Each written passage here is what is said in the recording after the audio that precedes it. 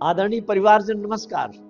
आज मैं जिंदगी की बात में क्या दुनिया में कोई ऐसा भी है जिसके पास दुख न हो, इस बारे में शेयर करूंगा। इस दुनिया में जिन लोगों में भी वैज्ञानिक सोच और विवेक की शक्ति है, वे लोग आसानी से जान जाते हैं कि सुख और दुख एक दूसरे से इस तरह बंधे हुए हैं जैसे प्रकाश और अंधकार, दिन और रात।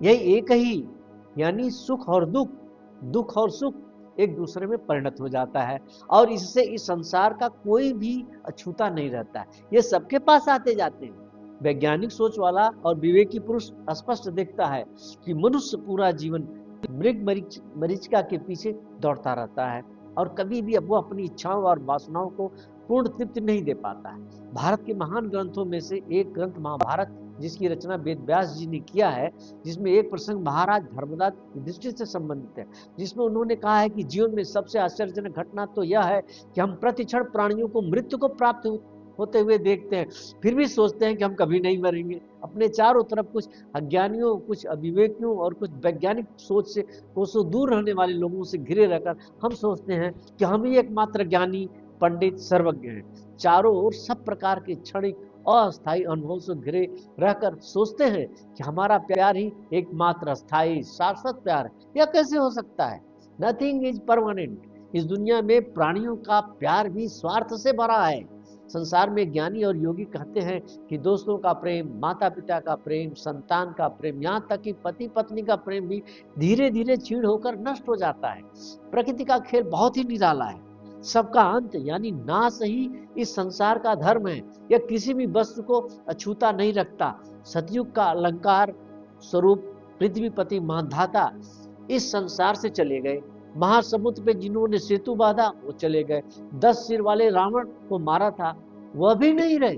अन्य भूपति का भी अंत हो गया, यानी किसी का भी अंतिम परिणाम समाप्त हो जाना ही है, खत्म होना ही है।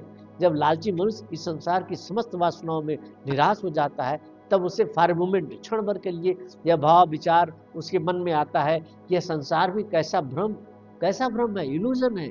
दुनिया की साहित्य महात्माओं की कहानियों से भरे पड़े हैं। ऐसा कोई महात्मा नहीं हुआ जिसको अपनी महानता को प्राप्त करने के लिए अपने इंद्रिय सुख को, भोग को छोड़ना या त्यागना न पड़ा हो। इंसान के दुख का कारण प्रकृति की विभिन्न शक्तियों का आपस में विरोध ही तो है। प्रकृति की प्रत्येक शक्ति अपनी अपनी तरफ खींचती है, लॉ ऑफ अट्रैक्शन। इसलिए अस्थायी सुख, परमानेंट हैप्पीनेस असंभव हो जाता है। दुख और सुख का संबंध हमारे मन मस्तिष्क से जुड़ा होता है। जो चीजें हमारे मस्तिष्क और मन की सुख शांति नष्ट करती है, उनमें प्रमुखता क्रोध और भय का ही है। यदि हम अपने अंदर करुणा, दया, सहानुभूति और प्रेम विकसित कर ले तो हम नफरत, क्रोध और भय का कड़ा मुकाबला कर सकते हैं। लेकिन आधुनिक परिवेश में बहुत ही सक्रिय मानव के लिए यह आसान नहीं है। इसके लिए बड़े पैमाने पर noble human behaviour training centre स्थापित करके लोगों को अच्छी तरह से, वैज्ञानिक तरह से, आओ करके सीखे वाली तकनीक से प्रशिक्षित करने की जरूरत है।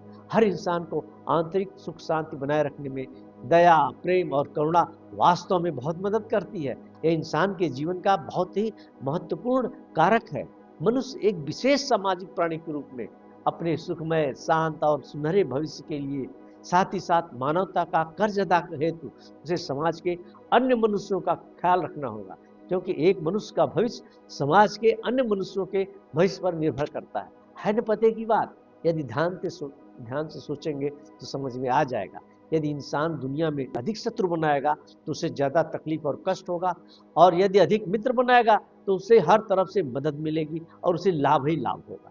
जीवन आनंदित हो जाएगा। इसलिए दया, प्रेम और करुणा के माध्यम से इंसान को दिल के अंदर के दरवाजे खोलने होंगे, ताकि प्रत्येक इंसान से खुले तौर पर विचारों का आदान प्रदान और स्वस्थ संवाद की प्रक्रिया निरंतर चलती रहे, जिससे मानव कल्याण और प्रेम की धारा लगातार बहती रहे। दरअसल इंसान की जिंदगी में दुख और समस्याओं की कमी नहीं है। इनसे हमेशा के लिए छुटकारा पाने का एक सुंदर तरीका यह है कि आप दुख आने पर भी आई हुई मुसीबतों, चीजों और गंभीर घटनाओं को देखने और एहसास करने का अंदाज और नजरिया बदल दें। बिल्कुल तटस्थ रहना सीख लें, निष्पक्ष रहें। यह आसान नहीं है, अभ्यास से हो जाएगा। यह एक लाइफ स्टाइल है।